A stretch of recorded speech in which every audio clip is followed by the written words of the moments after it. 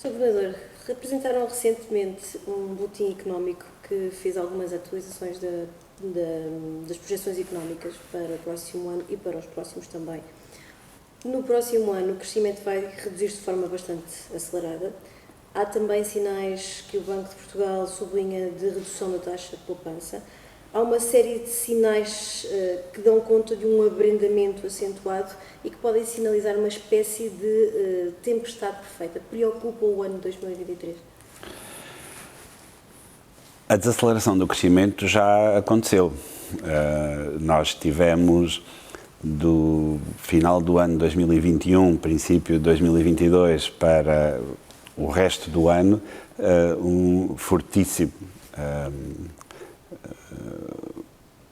uma fortíssima redução do ritmo à qual a atividade económica cresce.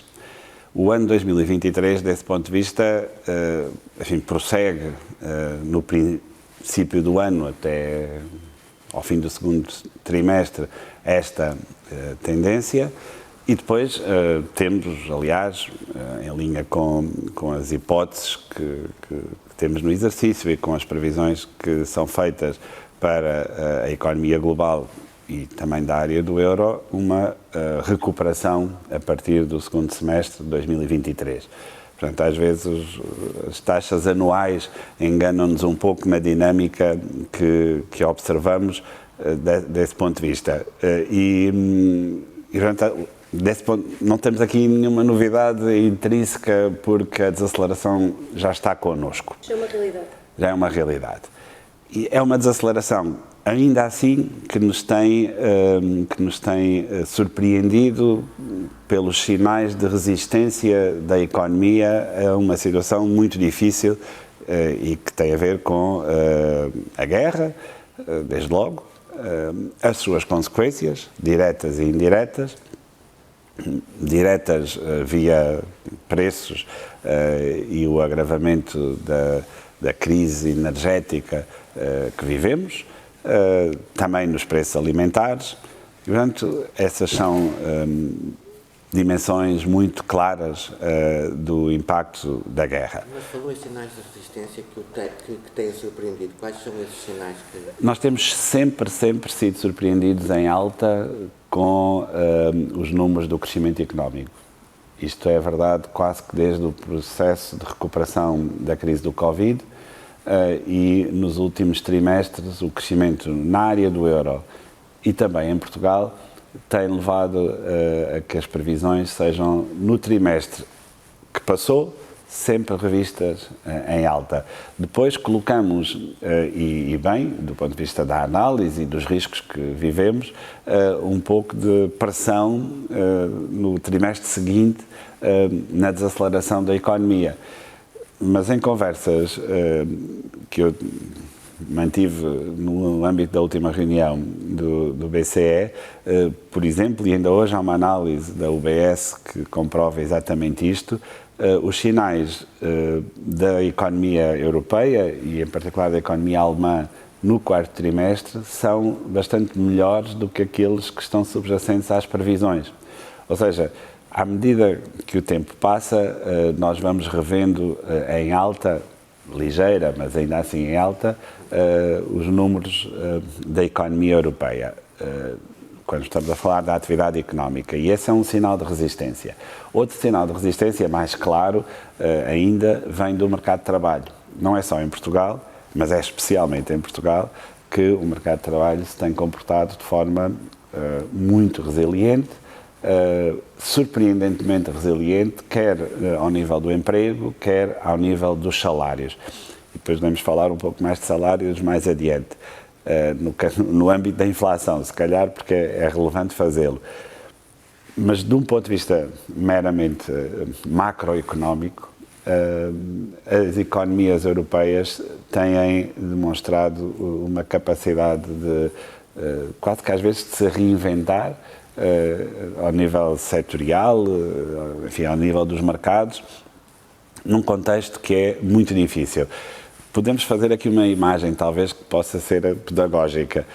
Quando nós estamos hoje a crescer 0,3, 0,4, enfim, a nossa estimativa para o quarto trimestre é 0,5, Estamos a fazê-lo num contexto de elevada inflação e de muita incerteza, que penaliza muito o investimento, e num contexto de guerra. Estes 0,5 têm, neste sentido, muito valor, porque eles estão muito próximos daquilo que é a nossa estimativa do crescimento potencial da economia portuguesa, mas ocorrem num momento muito difícil. O que eu quero um pouco dizer é que se anulássemos estes efeitos negativos que pesam sobre o crescimento económico, esses 0,5 são muito valiosos. E quanto é que eles valoriam?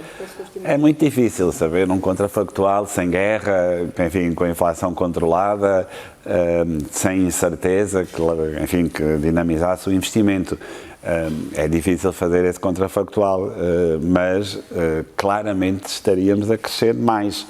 Porque a economia portuguesa, projetadas as taxas de crescimento que esperávamos no final de 2019, nós, no horizonte de previsão, e temos esta referência no nosso boletim, já estamos acima dessa trajetória de crescimento. O que significa que houve o impacto, enfim, às vezes designo de quase sísmico no crescimento económico da crise pandémica.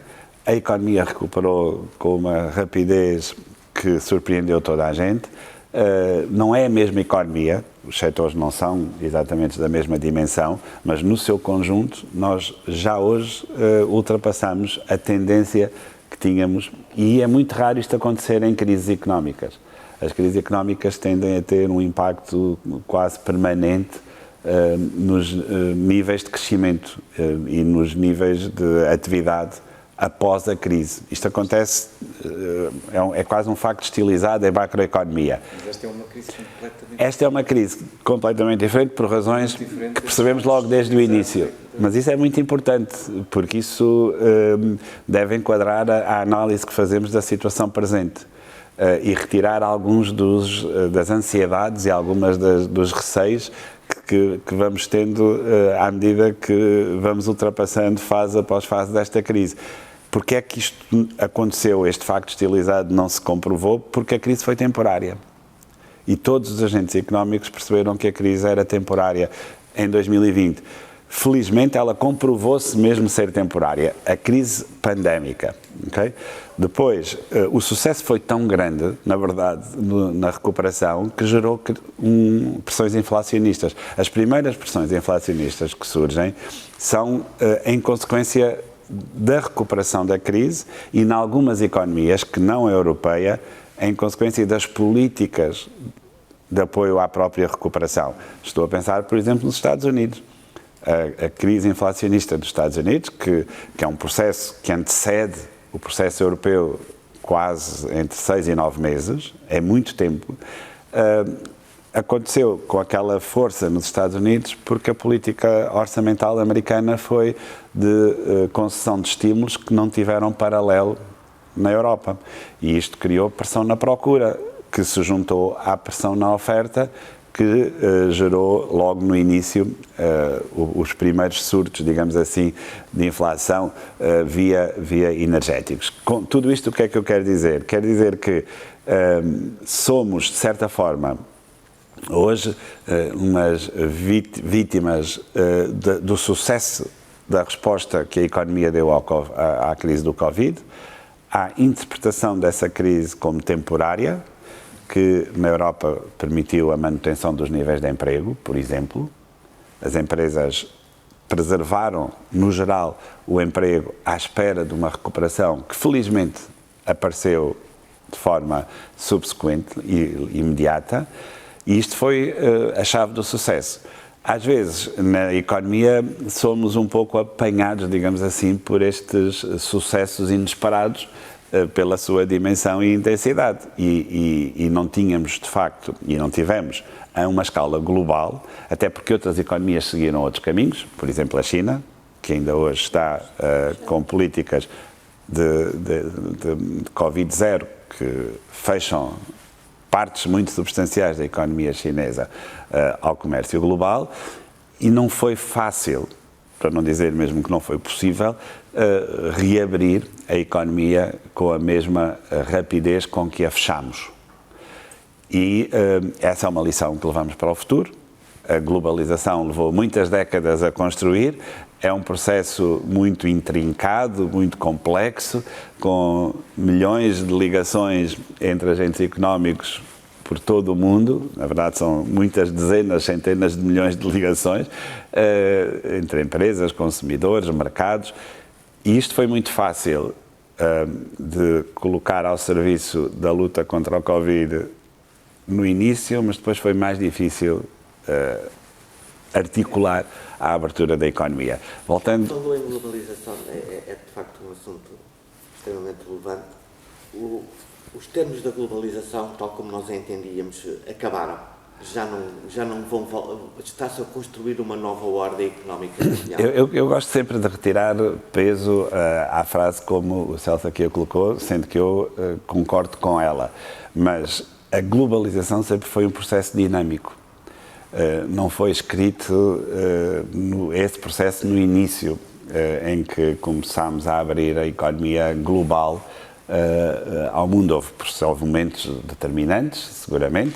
A entrada da China na ordem do comércio mundial é um momento determinante, mas a globalização, na verdade, a globalização começa com os descobrimentos portugueses.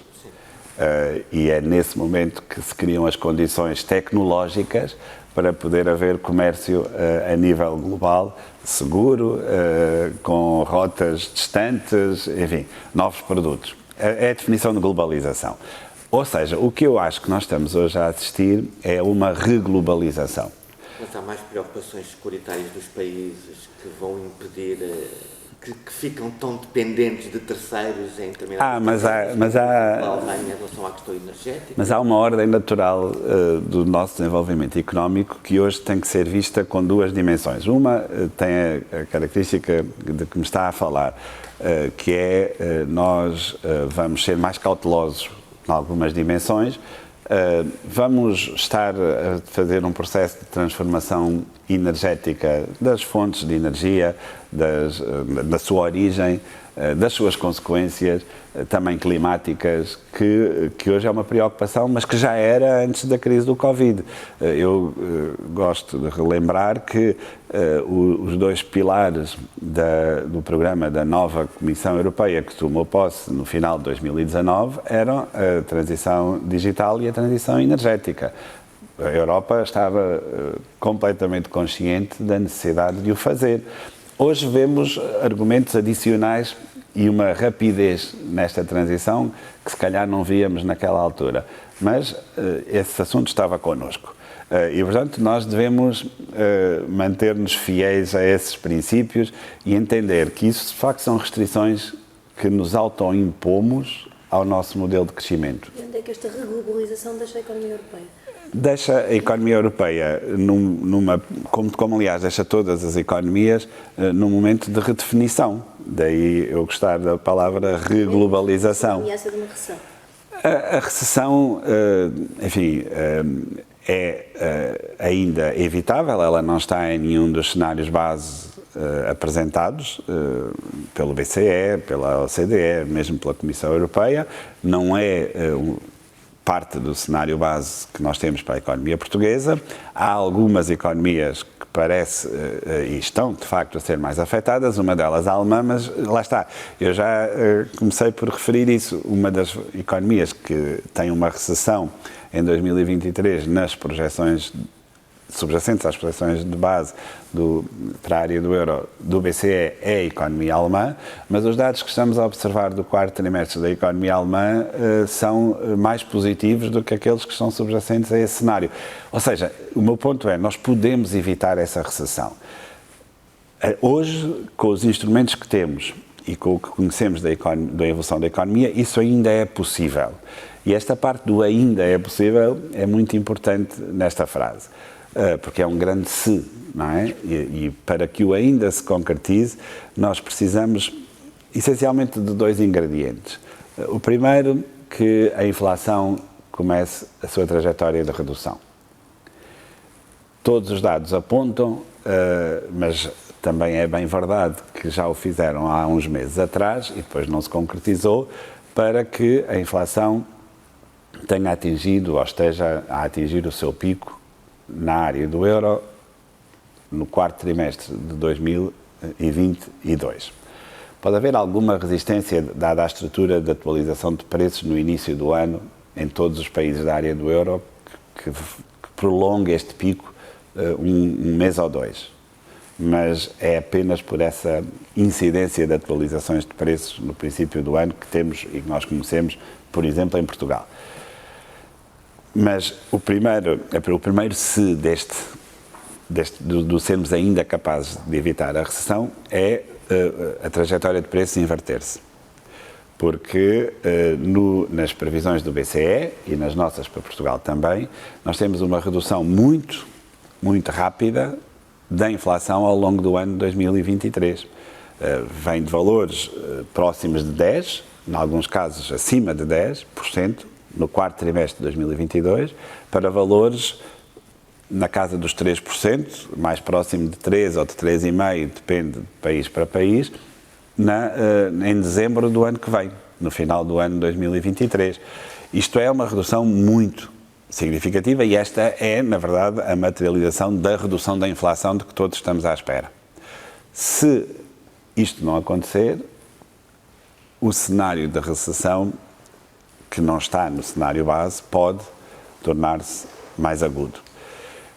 É aquilo que hoje sempre colocamos nos cenários adversos. O cenário adverso que apresentámos do Boletim Económico para Portugal tem uma recessão em 2023, o cenário adverso do BCE para a área do euro também. Grande diferença entre este cenário e o cenário base, a trajetória da inflação.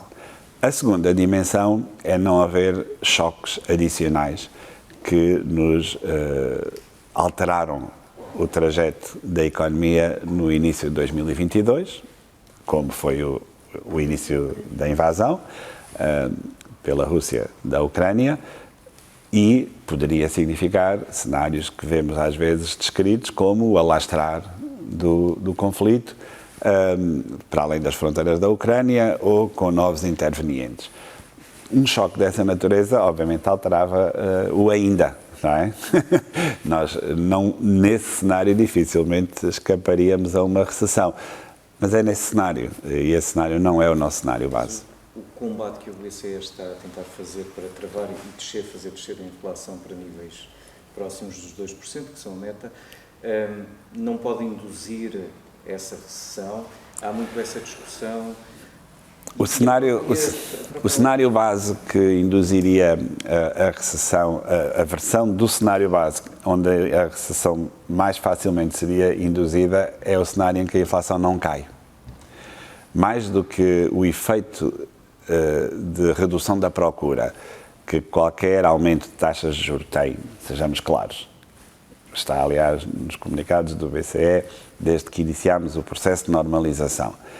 Umas vezes mais clara, outras vezes menos clara, mas tem sido sempre clara a mensagem e também, enfim, resulta do funcionamento da economia e, portanto, não há muita volta a dar-lhe. As taxas de juros partiram de um valor muito baixo, mas cada vez que o BCE sobe taxas de juros, há um aperto das condições financeiras da economia. Elas continuam historicamente baixas. Nós hoje temos taxas de juros que são muito mais baixas do que eram no início, ou no fim, se quiserem, do ciclo anterior à crise financeira. Em termos reais, então, são das taxas de juros reais mais baixas com que nos temos confrontado. É importante referir isso. Estas taxas de juros, do ponto de vista real, são muito negativas. Muito negativas. Não constituem uma restrição para decisões nem de consumo nem de investimento, quando elas são tomadas em termos reais. Mas são um aperto às condições adicionadas, às condições de financiamento. É impossível fazer esse ajustamento sem dor. É impossível fazer este ajustamento da inflação a partir do momento em que a inflação deixou de ser temporária e contida nos bens energéticos. Depois adicionámos a pressão sobre os bens alimentares em consequência da guerra e ao longo dos meses houve uma difusão deste impacto quase todos os bens do cabaz que compõem o nosso índice de preços. Por isso, este tipo de subida dos juros é suficiente para travar a inflação, para fazê-la descer? Nós estamos convencidos que sim, mesmo num contexto de taxas de juros reais negativas, por aquilo que é a natureza do fenómeno inflacionista. Ele continua a ser originário nos bens energéticos. Nós vamos ter, pela primeira vez na história dos dados que temos registados de inflação, 4 anos em que o índice de preços dos bens energéticos na área do euro sobe acima de 5%. Isto é uma transição de preços. É porque nós não estamos a falar de que há um aumento do preço e depois uma correção. Nós estamos a falar de 4 anos em que, consecutivamente, o índice de preços dos bens energéticos cresce, em alguns anos muito acima de 5%, mas nestes 4 anos sempre pelo menos 5%. Então não é uma tendência, é uma condição que vai para ficar? É uma transição. É uma transição. Mais uma vez, é uma transição que nós sabíamos que tinha que acontecer. Porque nós não iríamos resolver o nosso problema climático e energético se não houvesse esta transição. Dir-me-ão, há transições mais suaves, é verdade. Mas esta nós deveríamos já estar preparados para ela.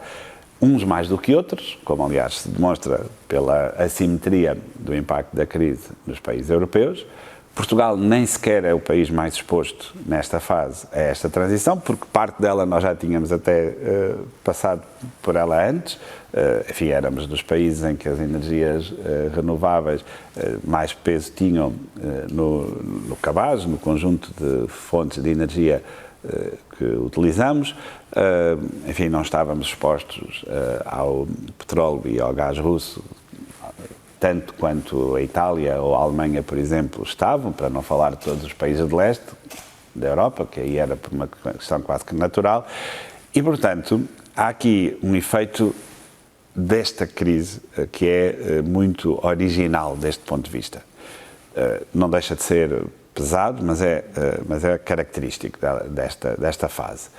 E, portanto, o convencimento que temos, porque nunca houve desancoragem das expectativas de inflação no médio prazo, ao contrário do que aconteceu nos Estados Unidos, na Europa, isso nunca aconteceu, e há esta credibilidade, porque é daí que esta não desancoragem vem, esta credibilidade de que a política monetária, a política económica na Europa permitirá atingir essas taxas de inflação com um ciclo de política monetária menos amplo do que nos Estados Unidos.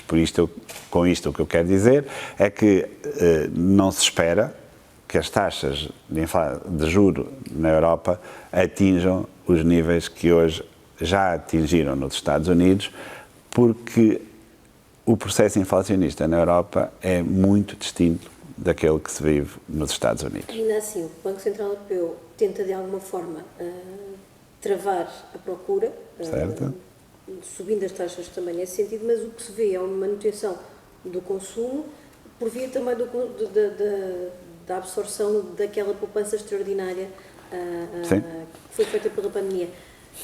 É verdade. O Banco Central está sem armas porque a própria poupança está a permitir um consumo que não trava qualquer procura. Todas as políticas monetárias, tudo o que disse está certo. Todas as políticas monetárias, ou todas as decisões de política, vamos pô-las primeiro assim, têm que ser desenhadas para o envolvimento económico que temos em cada momento. Parece que ainda ninguém sentiu verdadeiramente esta dor de ter que ajustar o seu rendimento e o seu consumo. Nós gostaríamos que a inflação já tivesse começado a cair.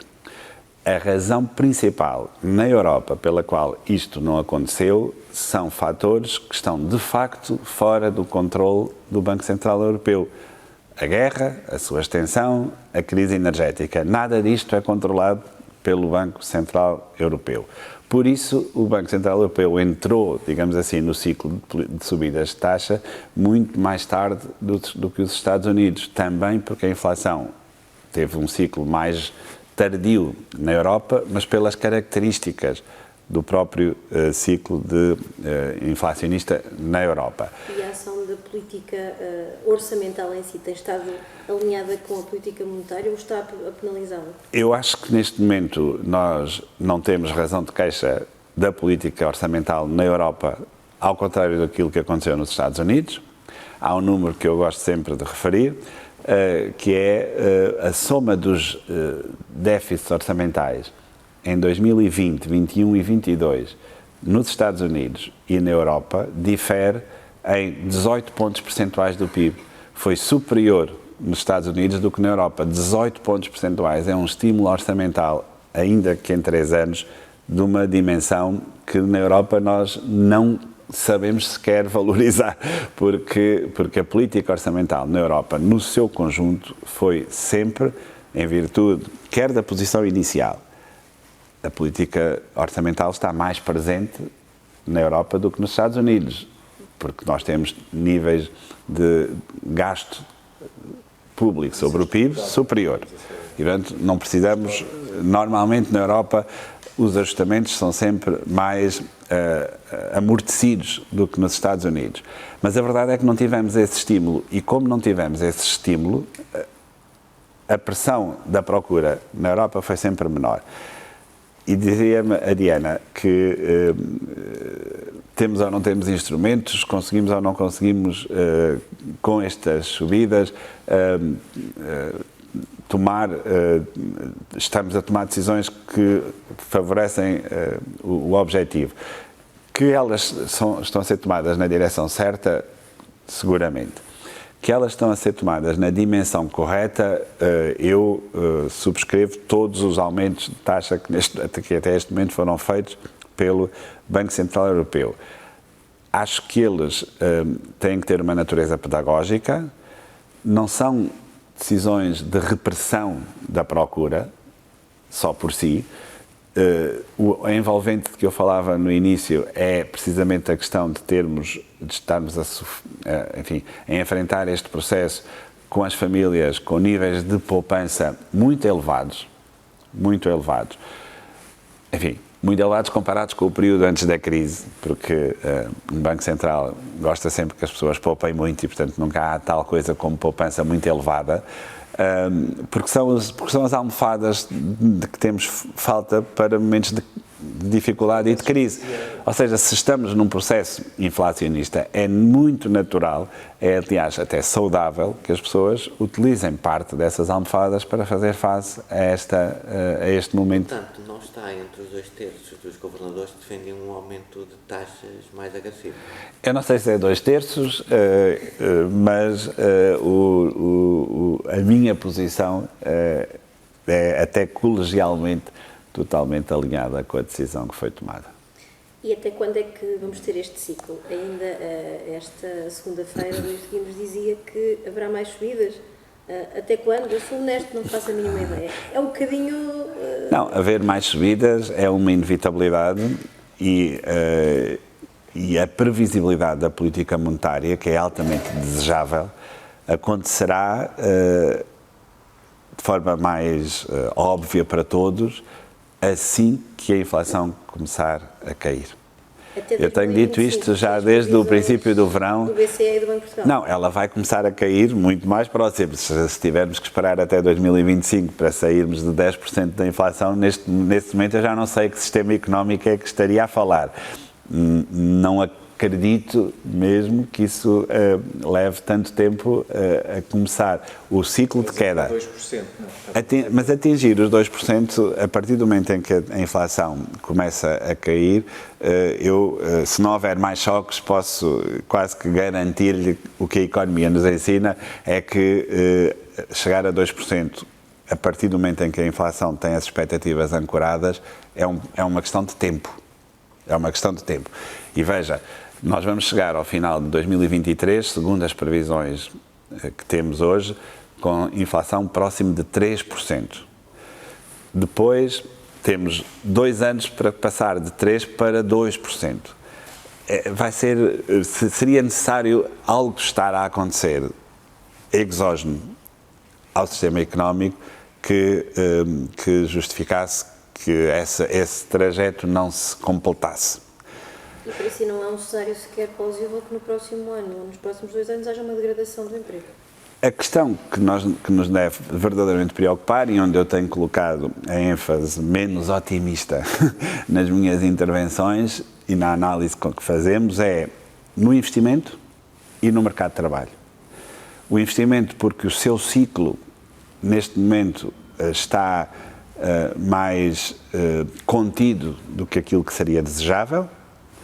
Eu consigo arranjar explicações, são a quebra da confiança a nível europeu, que é o facto de Portugal não ter tido uma deterioração do investimento muito grande em 2020, o que significa que não tem um ciclo tão pronunciado como outros países tiveram, mas é preocupante que o investimento esteja a crescer em 2022 abaixo de 1%.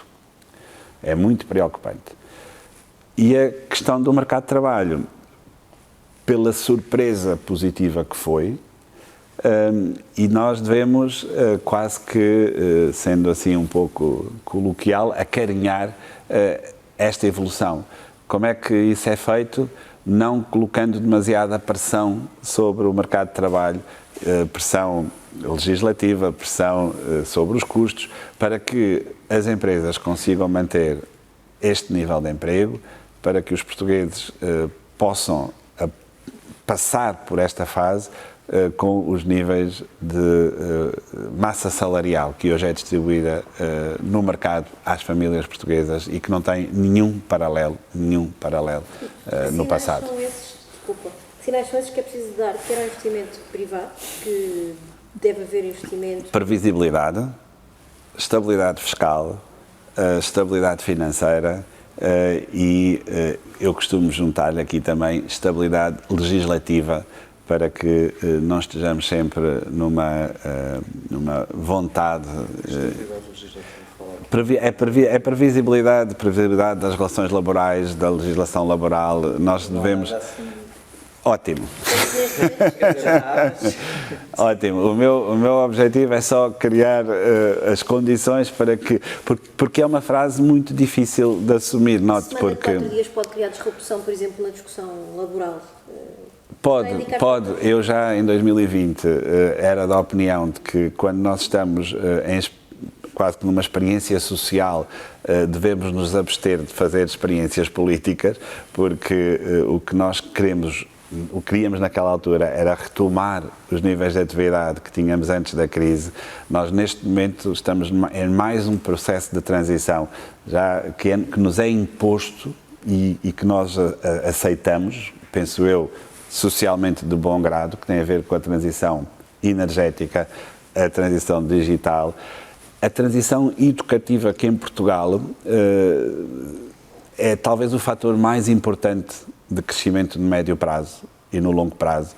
Nós começámos essa transição no início deste século, passámos de ter, os números são absolutamente extraordinários e eloquentes e únicos na Europa, 40% apenas dos jovens que entravam no mercado de trabalho no ano 2000 tinham pelo menos o ensino secundário, apenas 40%. Hoje esse número é 85%. Ou seja, vamos levar mais 20 anos, provavelmente, até que todo o mercado de trabalho esteja nestas mesmas condições, que são os estándares europeus de qualificações que temos que assumir. Portugal não tinha no século XXI, não estou a falar de meados da década de 80 nem de 90, estou a falar no século XXI, e isso é o que permitirá que os nossos salários continuem a crescer, que as empresas criem emprego para esta oferta de trabalho, para estas qualificações. É muito importante, mais uma vez, não criar demasiadas ansiedades nestas transições, porque elas são demoradas, criam perplexidades, criam esta conversa sobre os nossos jovens vão trabalhar lá para fora. São crises quase que às vezes de identidade, porque Portugal é como quase com a banca. Portugal não estava habituado a ter uma banca capitalizada. Ainda bem que fala sobre a banca, porque é precisamente a pronto. Mas Portugal também não... Então vamos já lá, deixe-me só fechar este dossiê, que é para mim muito importante. Nós não estávamos habituados a olhar para nós como um país qualificado. como um país em que os jovens iam para a universidade. Não fazia parte do nosso ADN, tanto não fazia que alterámos estas condições, mas não estávamos habituados, é quase estranho. É quase estranho. A verdade é que desde 2017 o fluxo migratório português é positivo. Nós recebemos mais pessoas do que aquelas portugueses que saem. E este processo alimenta o crescimento da população portuguesa. E as empresas vêm para Portugal, as empresas que estão em Portugal criam emprego para estas pessoas. Isto nunca deixou de acontecer em nenhum país que conseguiu este salto qualitativo nas suas qualificações. Tem alertado para a necessidade de fusões ou concentrações no setor financeiro. O que é que quer dizer com isso? Não muito mais. Não muito mais, aliás, porque eu termino sempre essa frase dizendo que o mercado é que este tem que decidir. Nós felizmente, conseguimos reduzir o nível de risco na banca em Portugal para as médias europeias. Conseguimos ter hoje bancos que estão mais capitalizados do que a média europeia. Temos um dos indicadores de maior risco que a banca portuguesa tinha, que era o rácio de transformação, que é o rácio de depósitos sobre crédito, que chegou a atingir níveis superiores a 120%, que era um índice de risco enormíssimo, está hoje claramente abaixo de 100%, significa que a banca concede crédito medindo a sua liquidez através dos depósitos de forma coerente, sustentável e suficientemente controlada para que o risco não apareça. Superámos as moratórias, que foi um risco que durante muito tempo todos tivemos. Um dos casos que se fala, um casamento recorrente do qual se fala, ou pelo menos por enquanto parece um noivado prolongado, é o do Novo Banco e o do BCP. Veria com bons olhos um cenário de fusão entre estes dois bancos? Vamos lá ver.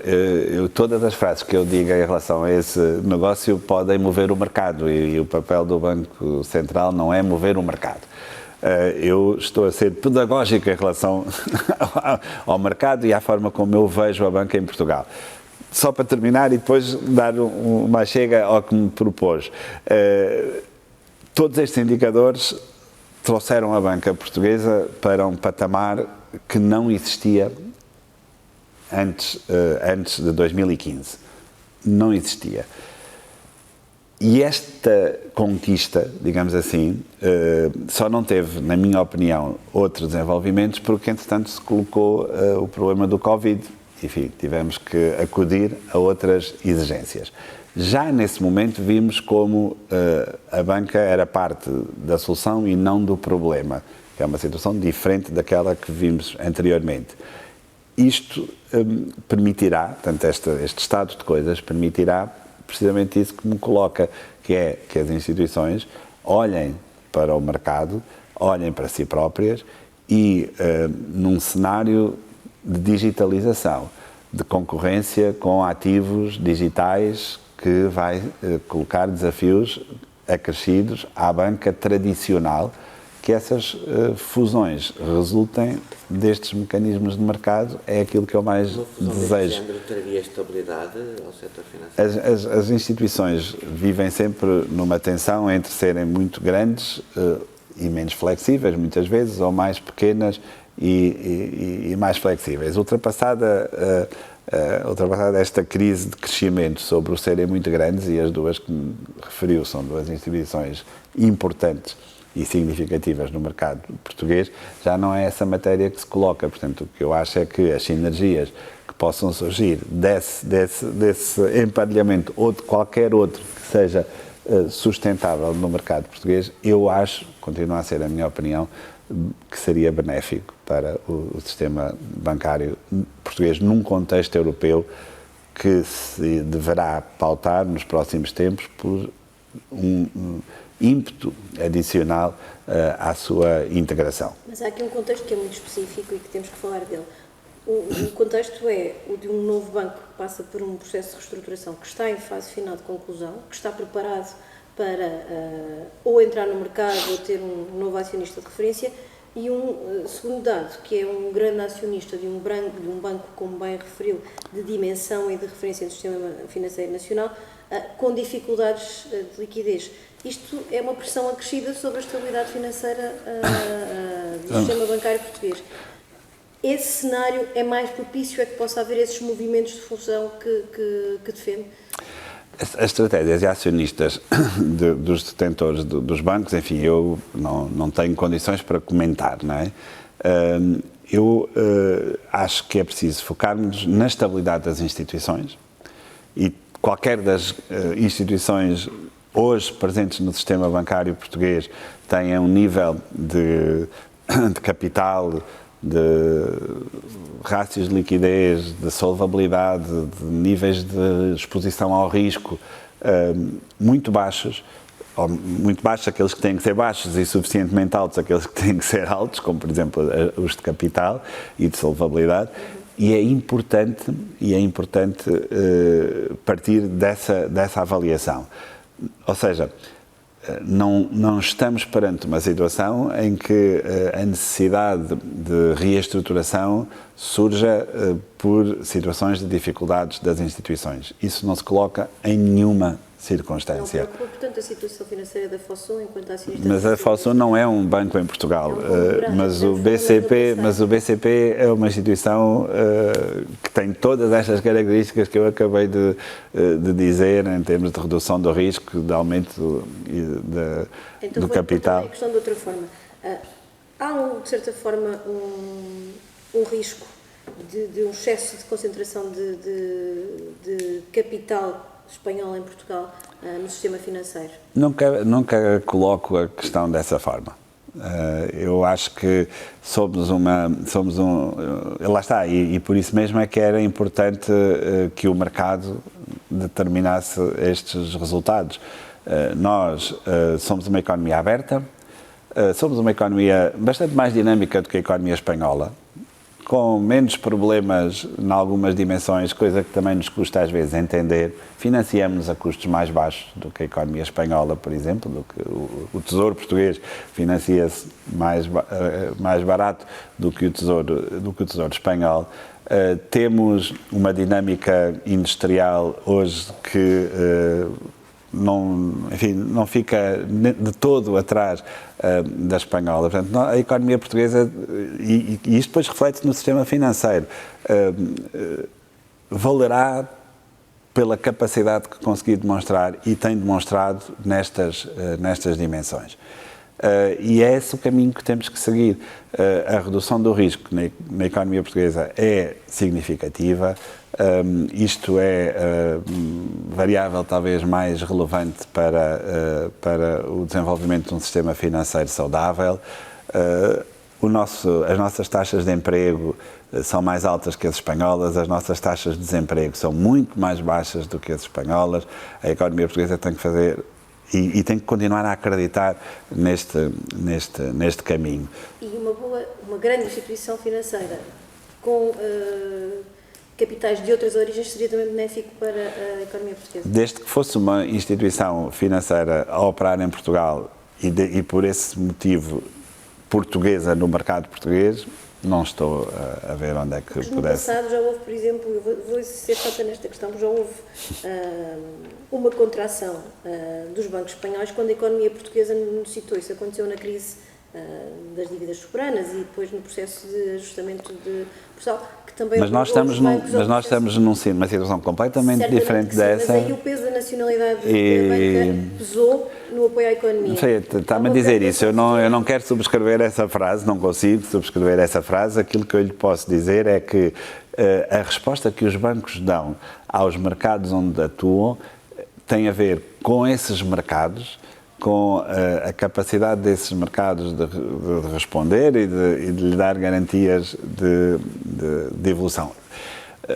Olhemos para Portugal em 2015. Portugal em 2015 tinha níveis de NPLs, o rácio de NPLs sobre o crédito total, portanto o crédito mal parado sobre o crédito total, que rivalizavam com os de Chipre e da Grécia sobre os mais altos da Europa.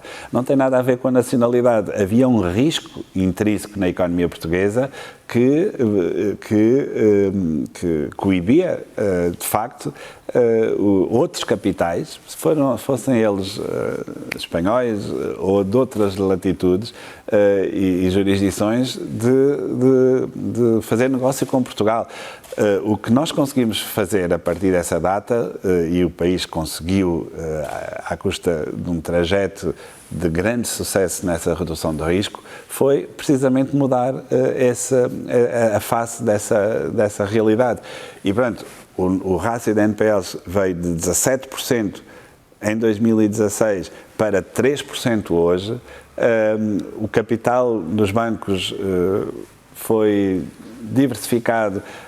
Houve a capitalização da Caixa Geral de Depósitos, capital dos 4 continentes foi para os maiores bancos portugueses, verdadeiramente dos 4 continentes.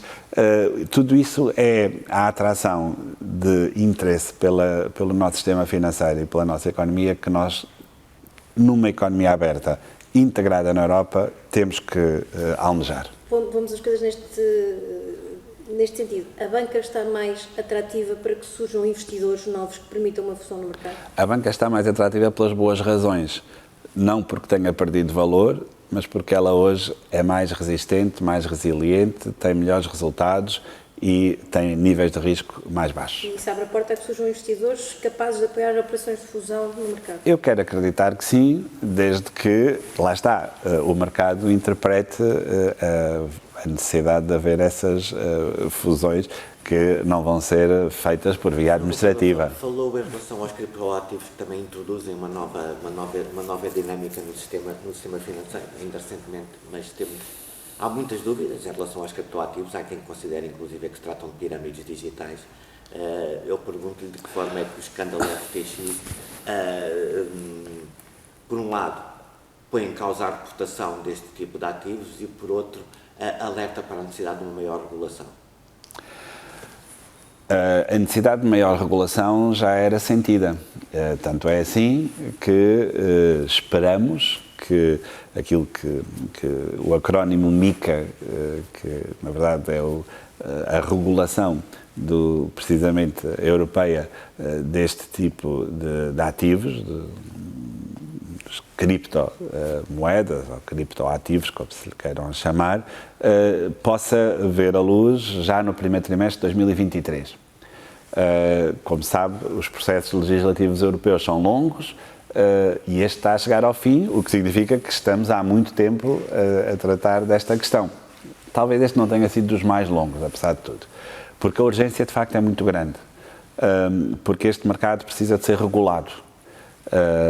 Precisa ter supervisão, que não tem hoje. É muito importante que tenhamos essa percepção.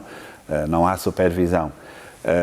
A única função, e já não é pouca, apesar de tudo, mas a única que o Banco de Portugal tem nesta área é a de autorizar as entidades a operar a partir de Portugal, mas os clientes portugueses podem fazer operações com entidades já autorizadas no espaço europeu, de forma muito simples. Portanto, é um grau adicional de certeza tê-las autorizadas em Portugal.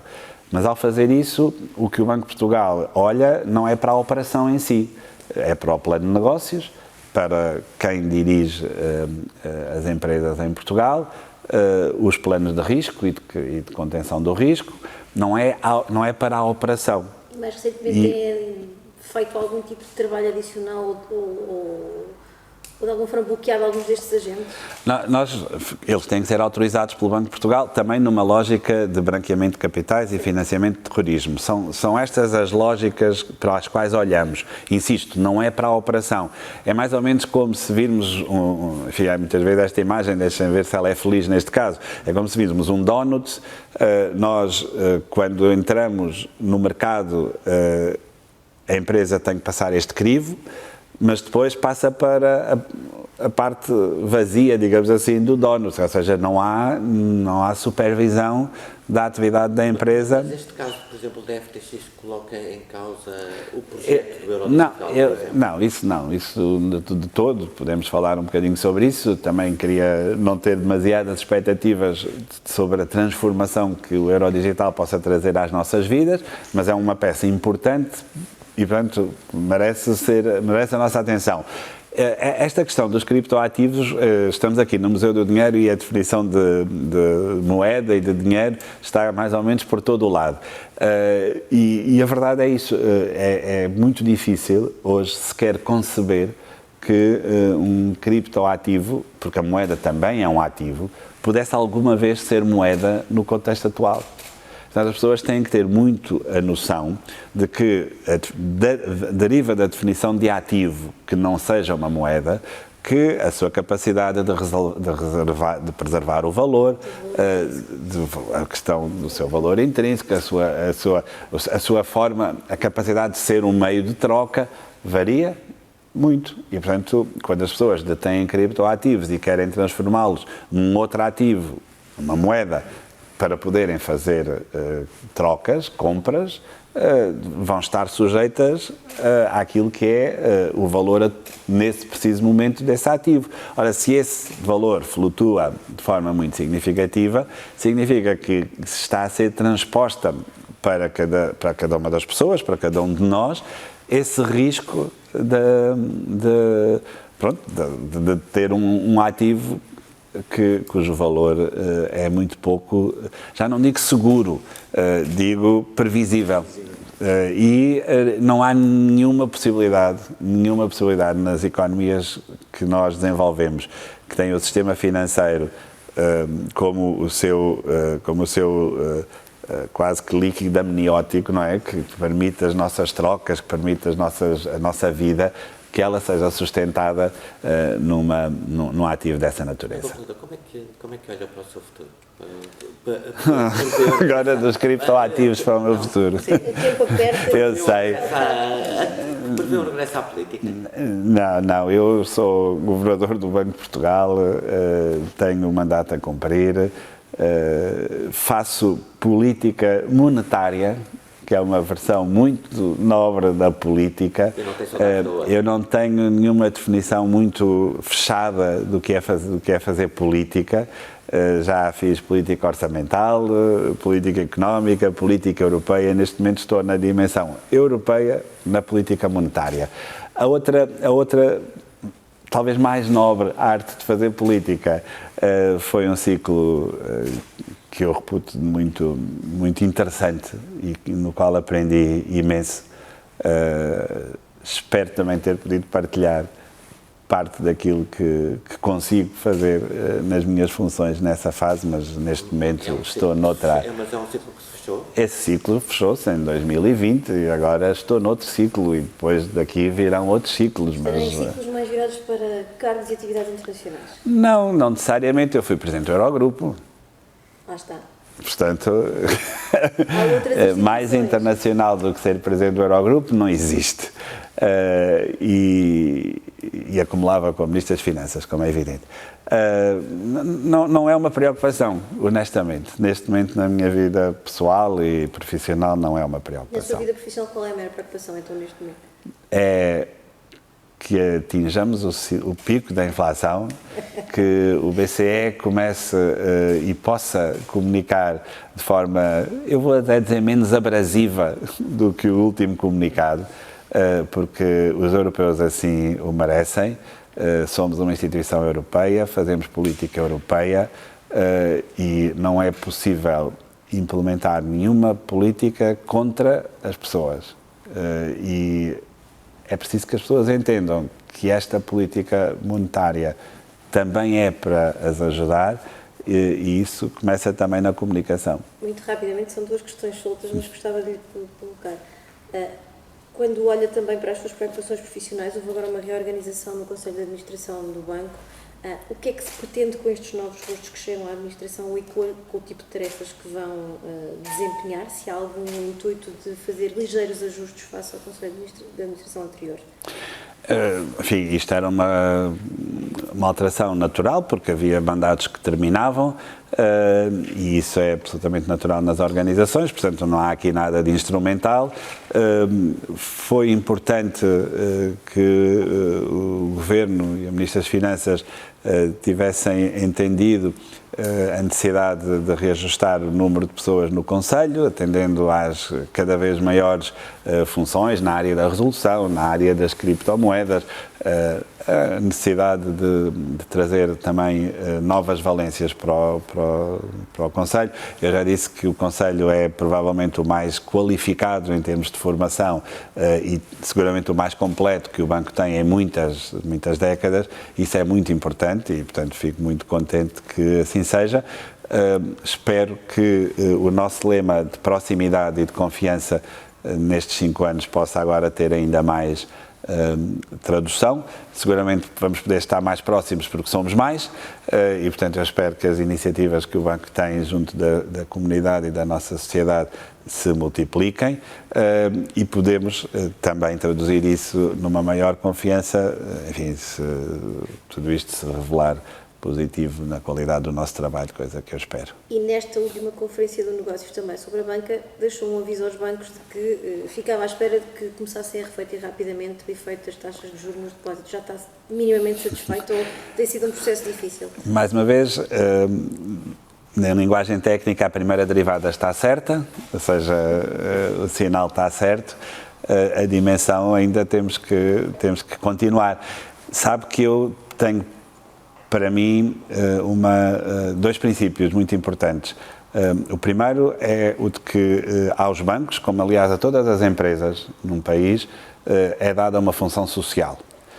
E os bancos têm a mais nobre, provavelmente, dessas funções sociais, se é que eu posso pôr esta hierarquia ao serviço desta entrevista, que é a de serem guardiões das nossas poupanças. Isto acontece porque o sistema financeiro, o tal líquido amniótico que eu falava há pouco, atribuiu, na base da confiança, a boa gestão das nossas poupanças aos bancos. É um mercado de confiança e faz parte dessa confiança assumir essa responsabilidade social. E, portanto, mais do que uma componente da rentabilidade dos bancos, há uma dimensão social que os bancos têm que desempenhar. A segunda dimensão de tudo isto é o nosso trabalho coletivo. Conseguir todos aqueles resultados na banca requereu a existência de bancos capazes de o fazer, e felizmente tínhamos-lo. Uma dimensão de política, lato sensu, Governo, Banco Central Europeu, Banco de Portugal, capaz de transmitir ao mercado, quer a quem investe, quer a quem lá apoia as poupanças, que as instituições faziam sentido. E a terceira dimensão, talvez a mais importante delas todas, volto a esta ideia coletiva e social, que é os bancos, durante um momento muito difícil, tiveram uma resposta muito positiva de todos em Portugal. Nunca houve, ao contrário de quase todos os outros países europeus, crises de depósitos em Portugal. Não houve. Nunca houve nenhuma dúvida no espírito dos portugueses da necessidade, pelo menos desde que eu tomo decisões sobre isto, de consolidar no sentido de tornar mais robusto o sistema bancário nacional. Houve um aporte financeiro em todo o sistema e, portanto, eu acho que é a altura também de todos podermos continuar nesta tarefa comum e, portanto, há uma função social na captação de depósitos e na sua remuneração e na sua preservação que os bancos não podem deixar de fazer. Muito obrigada.